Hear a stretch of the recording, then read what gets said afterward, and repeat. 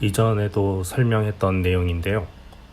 기존 고객의 신규 안건이 있어서 설득을 위해서 규모별 체크사항을 정리하다 보니 여기에도 설명해 주는 게 좋을 것 같아서 가져와 봅니다.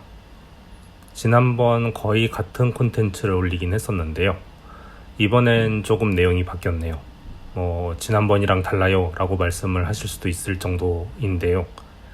어떤 타이밍에 구조 변경을 검토해야 할지를 중심으로 설명을 드리는 것이니까 지난 내용과 좀 다르더라도 구조 개선 시점으로 참고를 해주시면 좋겠습니다. 동접 3,000까지 커버하는 시스템 구성. 지난번에도 말씀을 드렸지만 동접 3,000명 이하 서비스는 이런 구조로 충분합니다.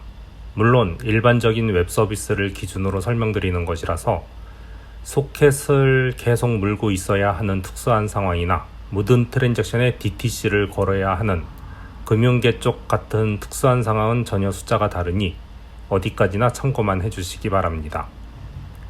3,000명도 안 되었는데 서비스로 고부하로 멈췄다면 쿼리 튜닝이나 인덱스 튜닝만으로 거의 모든 문제가 해결됩니다.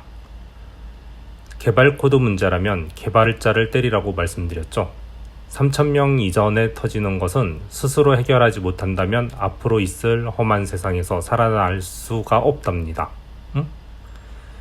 3,000명에서 터지는 문제는 보통 1세션당 2 리퀘스트를 전제로 DB에 호출한다 생각을 하면 동접 3,000명이면 최대 6,000 리퀘스트를 던질 겁니다.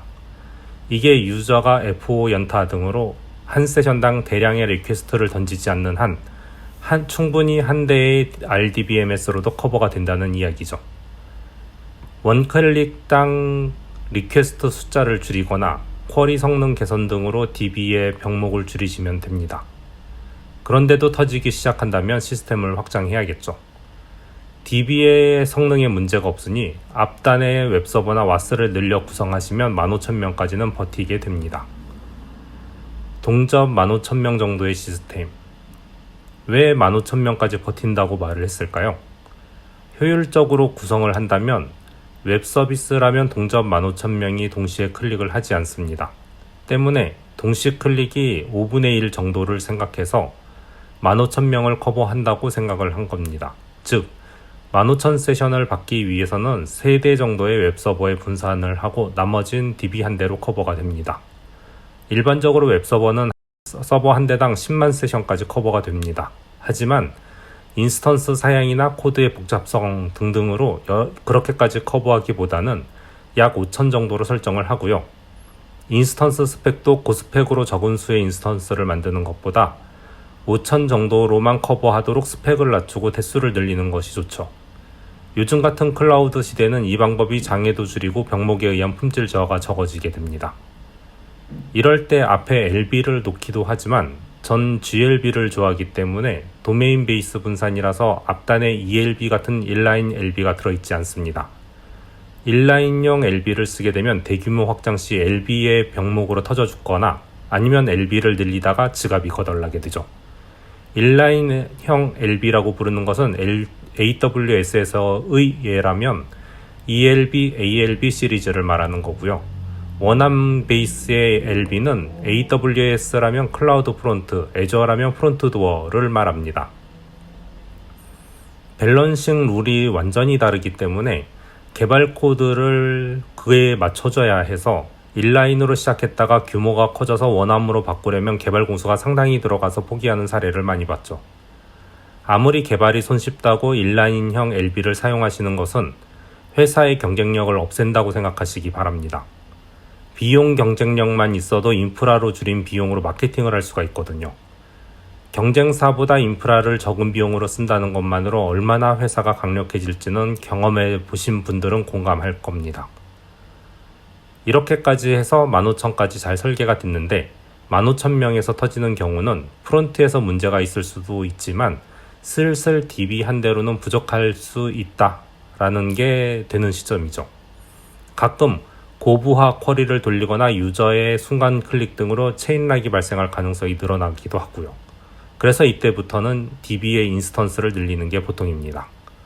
DB가 충분히 늘었으니 필요에 따라 웹서버만 더 늘리면 되겠죠. 이렇게 해서 10만까지 커버하시면 됩니다. 동접 10만 정도의 시스템, 10만 유저가 되었습니다. 그런데 이상하게 DB 부하가 커져서 자꾸 유저들의 불만이 나오죠. 충분히 DB를 늘려줬는데도 말입니다. 동접 10만이라면 보통 2만 리퀘스트, 순간적으로 10만 리퀘스트도 들어올 수 있는 상태인 거죠. 가급적 DB 병목을 줄여야 이 규모가 해소가 됩니다. 때문에 앞단에 캐시를 두게 되죠. CDN에 사이트 캐시라는 기술을 쓰면 한 번 가져온 페이지는 두 번째 호출할 때는 캐시에서 읽기 때문에 DB를 가져오지 않죠. 물론 특정 데이터만큼은 매번 가져오게 하고 싶어 하는 등의 세세한 설정도 가능하기 때문에 리얼타임으로 데이터 갱신이 안 된다고 걱정할 필요는 없습니다. 제이슨 데이터만 TTL을 줄여서 DB를 읽게 하거나 특정 페이지만 TTL을 줄일 수도 있죠. 이렇게 부하를 줄여가면 10만 정도는 넘길 수가 있습니다. 그 밖에도 리버스 프록시라던가 하는 프론트 캐시가 많으니 자유롭게 선택하시면 되고요. 이렇게 해서 그 구성으로 가면 100만 유저까지는 거뜬하게 사용하실 수 있을 겁니다. 동접 100만 정도의 시스템. 이 정도 쓰다 보면 100만 유저까지는 쉽게 받을 수가 있죠. 일반적으로 동접 50만 전후의 게임 웹사이트들도 이 정도로만 운영하고 있거든요. 그렇지만 인기가 하늘을 치솟고 1000만이라는 숫자를 바라보기 시작한다면 여기저기서 병목 현상이 발생을 합니다. 그걸 하나씩 제거하다 보면 결국 구조적인 문제가 발생을 하는데요. 그 때문에 다시 한번 구조를 생각을 해야 합니다. 웬만한 튜닝은 다 했고 구조적으로도 한계에 다다랐다는 이야기죠. 그럼 어떻게 해야 할까요? 이제는 샤딩을 생각하셔야 합니다. 고성능 DB를 사용하고 파티셔닝을 하셔도 되지만 결국은 구조적인 한계에 조금 늦게 봉착할 뿐입니다. 이때 샤딩을 충분히 잘 해놓는다면 1000만 유저 정도까지는 거뜬히 버티게 되죠.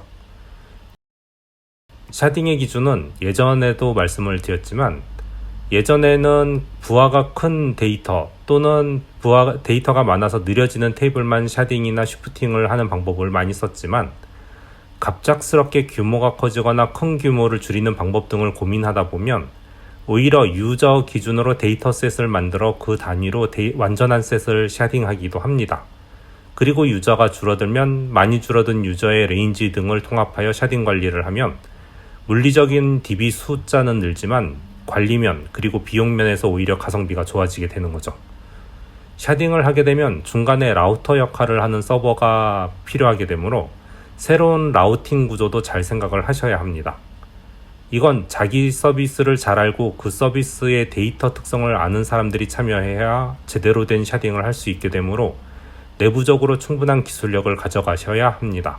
그냥 SI에 던지면 해결된 케이스를 거의 못 본 것 같아요. 이렇게까지 구성이 잘 되었으면 여러분의 서비스는 동접 1000만 유저까지는 무리 없이 사용하실 수 있을 것 같습니다. 동접 1000만 정도의 시스템. 드디어 1000만까지 왔는데 지속적인 퍼포먼스 이슈가 발생을 합니다. 이는 유저 증가에 따른 데이터 분포가 달라지고 지속적인 기능 개발 등으로 구조가 변경되기도 하고요. 유저의 데이터 쏠림 현상도 발생을 하겠죠. 튜닝도 이때는 지속적으로 해야 하게 되기 때문에 튜닝 전반단도 상주를 해야 하는 타이밍입니다. 그 때문에 어느 이상 되면 물리적인 캐시 서버를 스스로 만들게 되죠. 빈도가 높은 또는 부하도가 높아 보이는 페이지를 백그라운드에서 데이터가 변경될 때마다 HTML화를 하면 결국 나머지 유저는 HTML을 보고 있지만 실시간으로 데이터가 변경된 것처럼 보이게 되죠. 또는 필수 데이터를 DB가 아닌 파일로 가지고 있거나 레디스를 쓰기도 합니다. 별의별 기능을 써서 DB 액세스를 최소화하기도 하죠. 이건 DBMS가 가진 한계이니까요.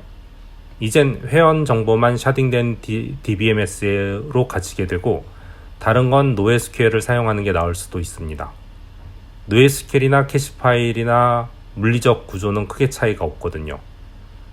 이 레벨이 되면 지금까지의 모든 상식은 의미가 없어집니다. 그동안 배워왔던 모든 정석이라 불리는 개념은 소용이 없어지죠. 이 레벨에서 연구하는 사람들은 어느덧 OSI 7계층을 인캡슐레이션 하는 거를 OS 내에서 여러 번 하고 있다는 사실을 알고 그걸 했다 치고 닉으로 바로 던지는 시도를 한다거나 디스크마다 수십에서 수백 메가바이트의 캐시가 있다는 사실을 알고 그걸 모아서 서비스용 캐시로 쓰기도 하고요. 검색 키워드별 결과물을 그냥 텍스트 파일로 저장해서 텍스트 서치를 해서 DB까지 가는 시간마저 아끼려고 합니다. 그리고 이 정도 규모가 되면 보통 한 나라에서 가장 큰 서비스가 되거나 전 세계 여러 나라에서 사용하는 서비스가 되죠. 그렇다 보면 우리가 알던 트레이스 라우트에서 리턴된 홉을 줄이도록 강제 라우트 패스를 만들기도 합니다. 이렇게 개발이나 인프라가 아닌 평범한 사람들이 배우지 않았던 영역에서의 성능 개선 시도까지도 하고 있죠.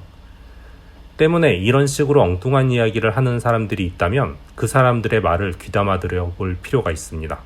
사실 그들은 이미 모든 경험을 한 뒤에 그걸 넘어야 할 필요성을 경험했을 수도 있거든요. 이런 상상을 초월하는 규모를 접한 사람들은 최종적으로는 철학적인 대답을 하게 되죠. Simple is the best. 그동안 효율이 안 좋았다고 생각했던 가장 단순한 구조의 확장이 가장 빨리 확장하고 장애가 적고 빨리 줄일 수 있다더라. 최근 MSA의 구조가 바로 이런 최종 버전일 수가 있습니다. 모든 기능을 하나의 서버에 담고요. 그 기능을 켜거나 끄는 것만으로 역할이 달라지고 이 서버를 무한히 확장이 가능하고요. 그들의 위치와 역할을 서로 공유해서 분산이나 라우팅도 스스로 하게 되는 구조를 만듭니다. 그리고 전 세계에 뿌리고 연결만 시키면 이상적인 서비스 구조가 되는 거죠. 그리고 이걸 구현한 것이 블록체인 네트워크인 것입니다. 이런 구조를 잘 연구한다면 여러분의 서비스 인프라 구조는 훨씬 심플하면서 확장이 쉽고 가성비가 뛰어난 서비스를 만들 수 있을 겁니다. 조금 많이 나간 것일 수 있지만요. 어디까지나 제가 접해왔던 규모에서의 이야기이다 보니 전혀 다른 부분도 있을 수 있고요. 수억 명을 상대로 하는 시스템은 또 다른 방법을 쓰고 있을 수도 있습니다. 이번엔 일본 최대의 인터넷 은행 서비스의 추가 기능을 위한 인프라 설계에 참여할 건데요. 설계는 저 혼자서 DB, 네트워크, 시스템 설계를 할 거고요. 이전에 소니 파이낸스 인터내셔널의 시스템 운영 경험과 DMP, 대일본 출판 시스템의 튜닝 경험, 그리고 토요타 자동차 인프라 확장 퍼포먼스 분석 및 튜닝 경험이 높게 평가되어 이 프로젝트에 참여할 수 있게 되었습니다. 참여하시는 모든 프로젝트는 직접적인 관련이 없더라도 제로부터 스스로 시스템 구성도나 네트워크 논리 구성, ERD가 그려질 수 있도록 연습하시는 자세가 필요하고요. 그렇게 하시면 나중에 실력으로도 인정을 받을 수 있을 겁니다. 제가 아는 부분은 여기까지였고요. 이 제 경험이 시스템을 구성하시는 데 도움이 되셨길 바랍니다. 끝!